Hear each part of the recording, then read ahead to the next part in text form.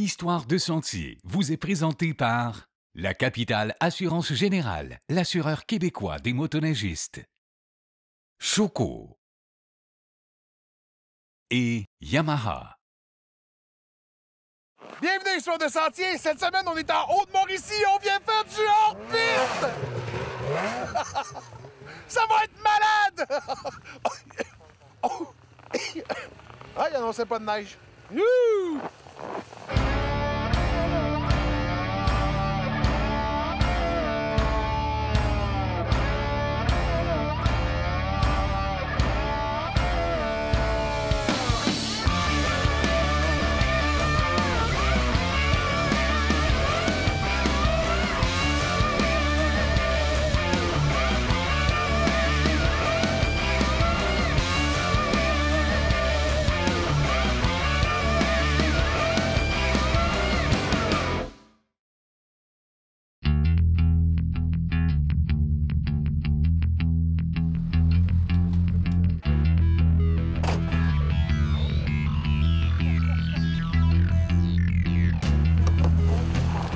C'est trop chaud.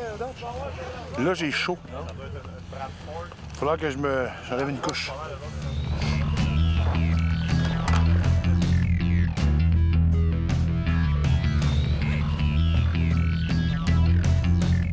Là, je viens d'aller faire du repérage. J'ai trouvé de la neige là, de la neige par là, de la neige en arrière. Si vous pas la neige qui est ici, il y en a bien plus où je suis allé. De la grosse neige.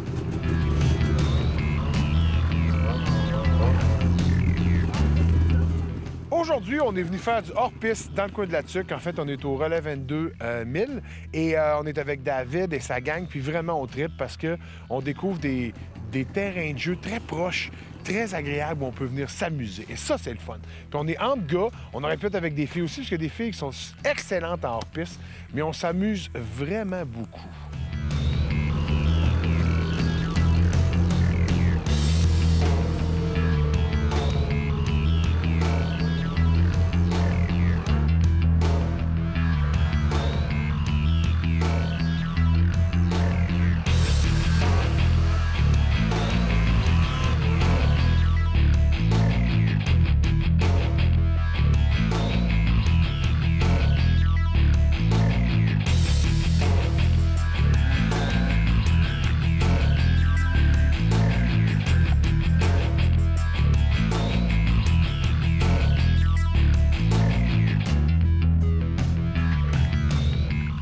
Ça fait 3 minutes qu'on a commencé notre tournage.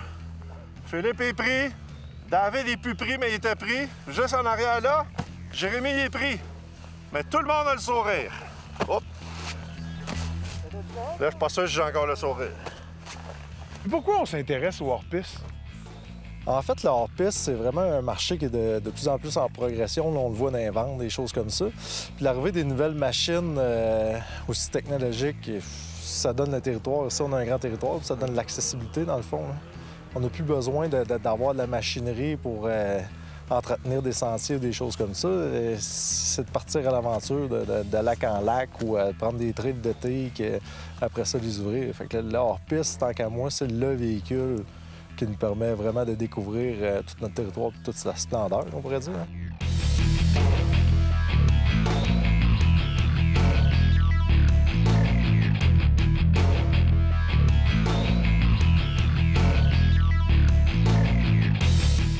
On a eu la chance aujourd'hui d'avoir un gars vraiment sur la coche, hein, Jérémy? Parce que moi, on m'avait dit que t'étais bon. Tu sais, on m'a dit, ah, tu vois, Jérémy, il est bon. Ah, je vois, il est bon, il est bon. Quand je t'ai vu aller, j'ai comme fait, OK, il est pas bon, il est comme ça à coche. Puis même que tu fais des choses que je pensais pas qu'un humain pouvait faire avec une motoneige. Toi, là, t'as genre comme 75 ans d'expérience en motoneige? Moi, à peu près une dizaine. Parce que t'as 23 ans. Ouais, 23. Puis ça fait 10 ans que tu fais de la motoneige. Ouais. Puis pourquoi est venue cette passion-là de faire de la motoneige? Moi, dans le fond, j'ai tout le temps trippé tout ce qui est sport motorisé. Puis l'hiver, je trouvais qu'il me manquait quelque chose. Fait que j'ai commencé autour de la maison, on montait au camp, fait que c'est une petite machine comme tout le monde, un petit Bravo. Puis là, après ça, j'ai évolué, puis je me suis développé une passion pour la motoneige. Puis là, aujourd'hui, je suis rendu avec une bonne machine, puis je suis capable d'exploiter, puis essayer des nouvelles affaires.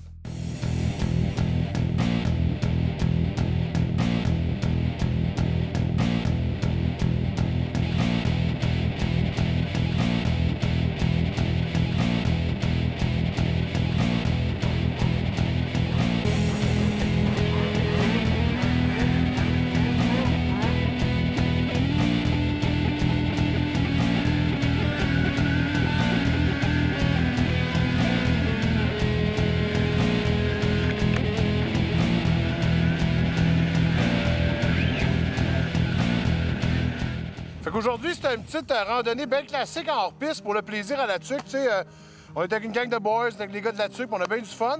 Puis là, ben, il y en a qui se font, mais tu sais, c'est correct, là, tu sais, on les aide, là, tu sais. Puis faut pas rire de ceux qui échappent les machines ou qui tombent, là, hein? Mais c'est vraiment une maudite belle journée, il fait beau en colline. Et j'ai hâte d'aller dans le spa. Bon, ben, je vais y aller, moi.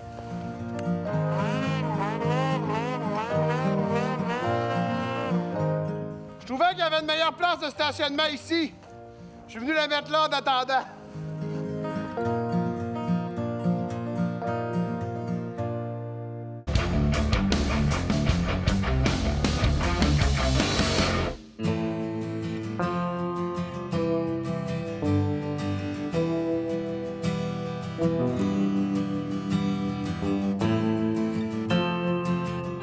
David est un peu pris. Et je pense qu'on est allé chercher le fond parce que il y a de la boîte. C'est le cas à Jérémy. Il a pris un bain. Ce qui est le fun, c'est que on n'est pas loin, puis il fait pas froid.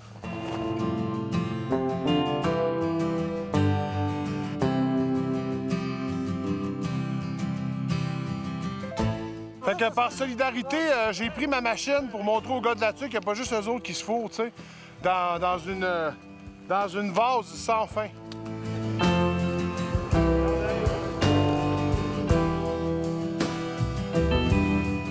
Écoute, j'ai vu beaucoup de motoneiges vraiment très pris. Mais pris dans ce lotch de même, dans la terre, dans la vase, dans la trace d'une affaire de... Non, j'ai jamais vu ça. Même qu'à un moment donné, j'ai eu peur.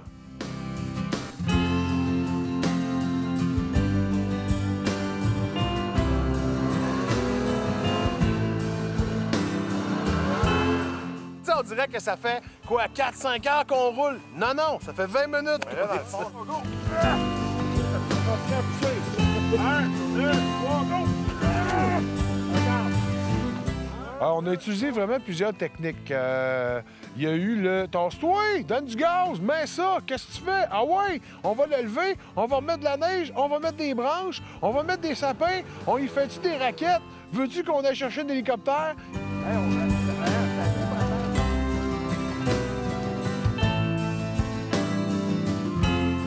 Mais il y a eu beaucoup de techniques d'utiliser, mais il y a surtout beaucoup de chefs. Puis ça, c'est important de mettre quelqu'un responsable aux idées. À 3, vous tirez. 1, 2, 3, go! Non, 1, 2... Personne m'écoute, moi.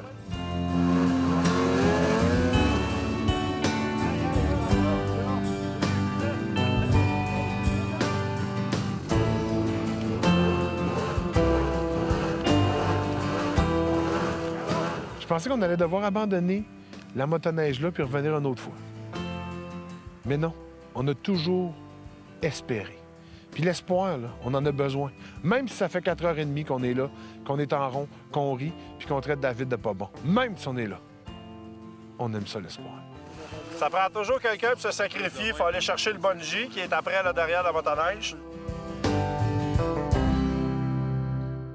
Je sais que ça peut paraître niaiseux ce qu'on fait là, puis tout le monde doit se dire, crime, sont pris. Ça fait 4 heures qu'ils sont pris, tu sais. Mais on a entendu dire qu'ici, il y avait de l'or. Puis le seul moyen d'extraire l'or, c'est qu'un tunnel aille un petit peu labouré dans la vase, puis avec des pelles, qu'on puisse regarder s'il y a de l'or. Fait que, oui, riez, mais si on trouve des pépites, oh! Vous serez pas dans le projet. Bang!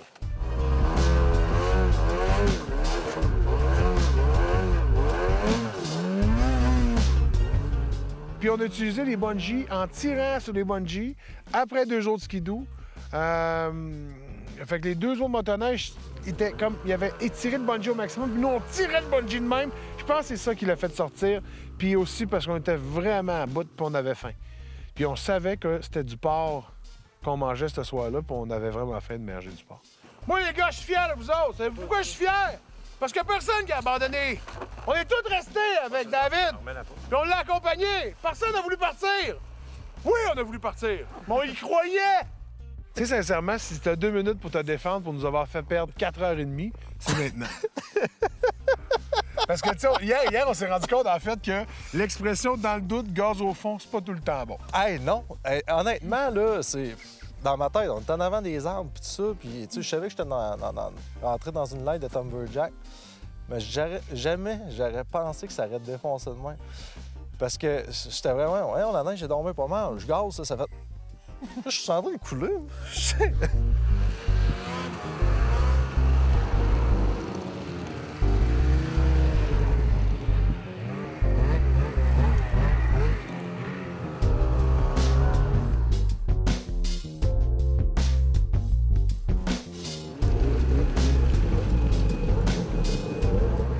Quand même une grosse journée, ça a été super éprouvant. On a eu beaucoup à travailler fort, on a tiré sur les machines.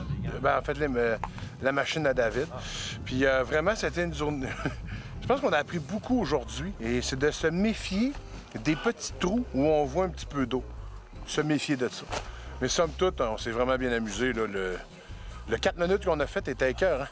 Puis le 5 heures, c'était super aussi. Mais en bout de ligne, on est tous ici pour manger un bon repas.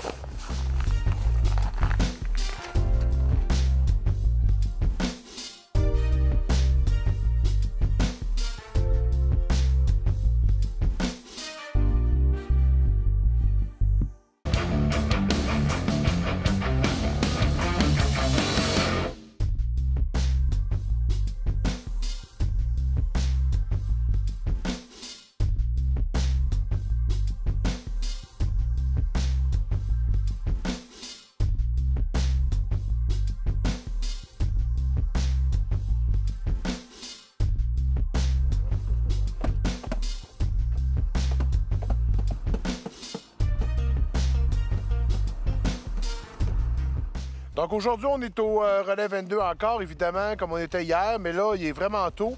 On a décidé vraiment de profiter de notre journée. Puis on peut voir que Duchesneau est en train de faire des petites modifications, là. Mais aujourd'hui, on va vraiment en profiter au maximum. Checkez bien ça. Attention! Oh! Par ici!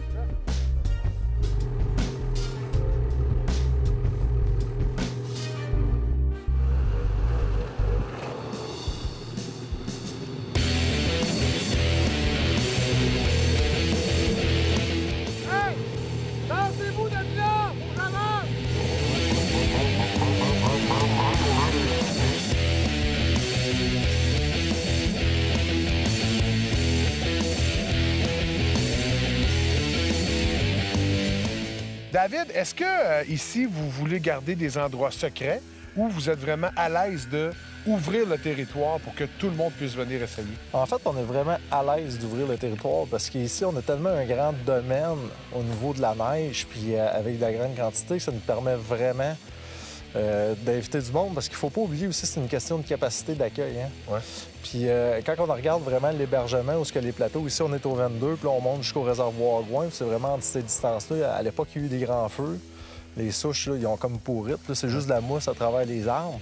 Fait qu'il y a à peu près ici une quarantaine de nuitées possibles par jour. Au Gouin, c'est une vingtaine de nuitées. Fait que même s'ils sont pleins à chaque jour, c'est impossible de tout brûler. Puis c'est ça qui est le fun, c'est qu'on peut trouver des spots vierges, en guillemets, qui sont pas où personne n'est allé rider dessus. C'est sûr qu'il faut toujours plus s'éloigner ou connaître des gens qui savent vraiment où il y a des endroits à aller. Mais c'est quand même assez facile. On a été capable de s'amuser pareil 2 jours, puis revenir dîner au relais, puis repartir. Là, puis on est quand même dans la place où tout le monde couche. Puis exactement. Mais c'est ça qui est le fun. Ah oui, c'est ça qui est agréable, parce que tu as fait des in et out comme ça, c'est le fun, ça nous permet de nous réchauffer puis tout ça. Puis ce qui est cool aussi, c'est qu'on est proche, on a besoin de cordes ou de bender pour tirer quelqu'un, mettons, qui serait pris. Tu sais, c'est pas arrivé là, pendant notre aventure. La Tuque, là, c'est grand comment? Parce que là, on est en Haute-Mauricie. Oui. Il faut comprendre, la Tuque, c'est 30 000 km². C'est vraiment une agglomération. Okay. On a 2 villages là-dedans, qui est Lac-Édouard et la Bostonnais. Mais la municipalité gère vraiment l'ensemble de son territoire. Fait qu'on va vraiment quand on rentre, dans le fond, par la 155, là, c'est vraiment quasiment le début du territoire. Mais quand on s'en va vers l'est, Clova qui touche à l'Abitibi, c'est sûr qu'on se rend ici, on n'est pas loin du lac Saint-Jean par le nord, comme ça. Mais c'est pas une ZEC, là, c'est un territoire. Non, vraiment, là-dessus, c'est en grande partie... Bien, il y a des ZEC, on a 9 ZEC, mais c'est vraiment un territoire, en grande partie, des territoires non organisés. OK. Fait que c'est un peu ici la force, c'est vraiment libre à tout le monde, parce que c'est la forêt de nous autres, ben, des Québécois ou du Canadien.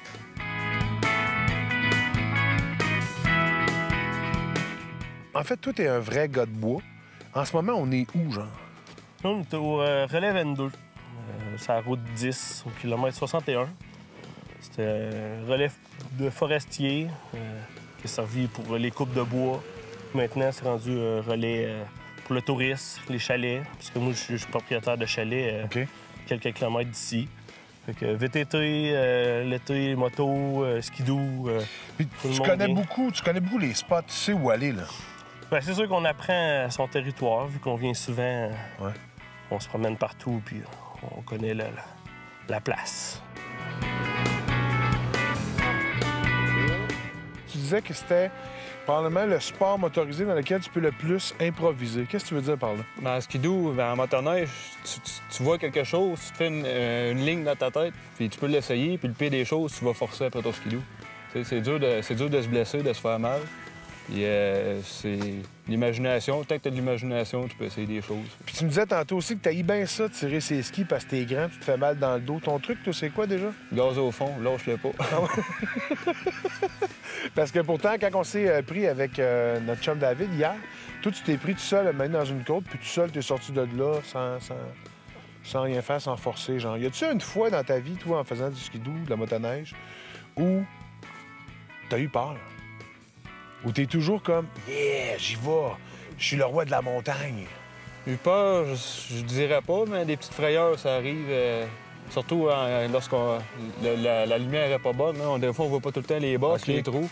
Ça m'est déjà arrivé de piquer dans un trou. Puis heureusement, bien, la glace était solide. Donc, je suis encore là aujourd'hui.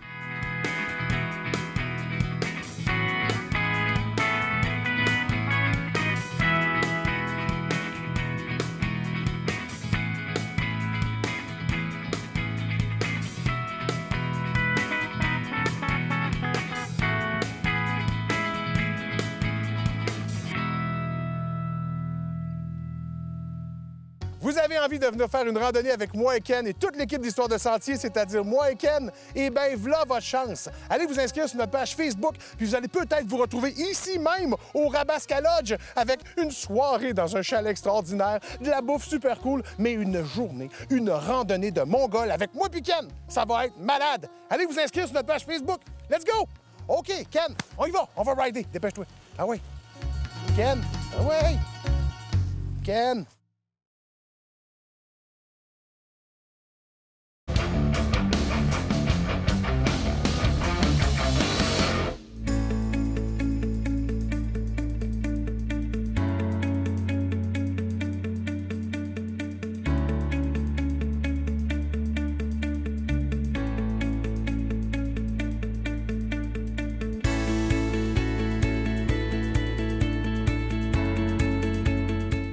Écoute, moi, quand j'ai rencontré Jay, je l'ai trouvé vraiment sympathique et vraiment gentil, là.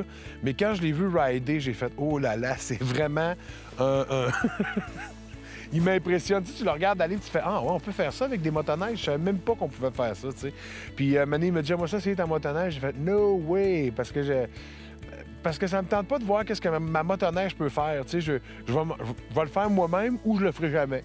Puis si je le fais pas, je le saurai jamais. Mais pour de vrai, Jay est vraiment bon. C'est vraiment extraordinaire. Il y a ce petit côté-là, là, on dirait qu'il a peur de rien, puis qu'il va partout, puis qu'il s'amuse. Là, c'est vraiment impressionnant. C'est le fun de regarder ça, tu sais. Puis là, tu veux le faire, fait que tu trouves des petites buttes pour l'essayer, puis tu te plantes tout le temps. Mais moi, en fait, à chaque fois que j'ai essayé de faire une passe, je me plantais. Puis c'était quand je filmais. Puis quand je filmais pas, je les avais. C'est ça qui est étonnant. C'est vraiment le fun parce que c'est très large, fait que ça se fait quand même bien monter à travers les arbres. Puis là, je suis pas là parce que je suis pogné. Là. Non, non, non. Pensez pas que je suis... Mais non, voyons. Je suis sûr que si je le pars, ça part tout seul. Ken? Ken? Ouais? faudrait que tu viennes m'aider. J'ai... As-tu de l'eau? Oui. Amène-moi donc de l'eau puis des benders.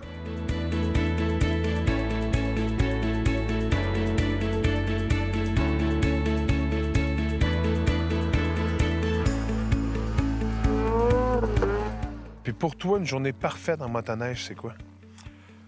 On brûle du gaz en masse, on a du plaisir, on rit, on essaye des nouvelles choses, on a du fun avec les amis. Qu'est-ce qui rend une journée de hors-piste parfaite, là? Des belles conditions, une belle température, de la belle neige, pas de fond, puis David qui reste pas pris. Ça, c'est bon, ça.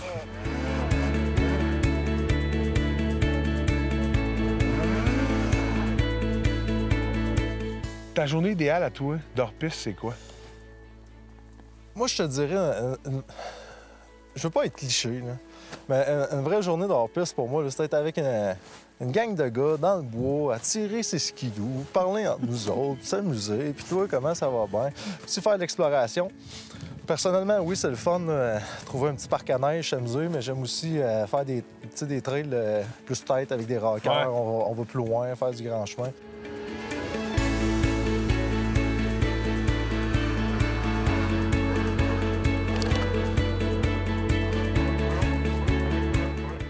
Ben moi, j'aime beaucoup ça venir ici. Sincèrement, on est toujours avec la même petite gang, avec David, avec Frédéric, puis Dave, puis Jay. Puis là, ben, c'est notre petite gang de gars avec qui on vient s'amuser ici, tu sais, parce que je dis amuser, là, mais c'est du travail, là, tu sais, je veux dire, il faut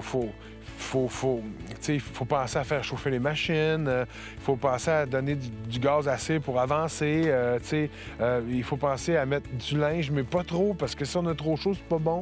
Puis si on a trop froid, c'est pas bon non plus, tu sais.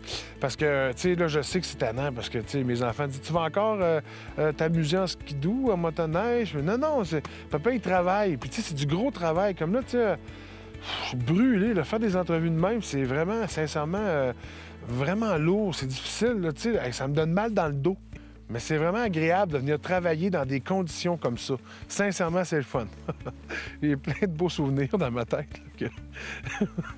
Dire que mes enfants voulaient aller à Walt Disney. No way, man, je reste ici. Histoire de sentier vous a été présentée par la Capitale Assurance Générale, l'assureur québécois des motoneigistes. Choco et Yamaha. Participez au grand concours Profitez de la vie grâce à la Capitale Assurance Générale et courez la chance de remporter l'un de ses nombreux prix. De plus, chaque prix est assorti d'une protection Air Médic à vie.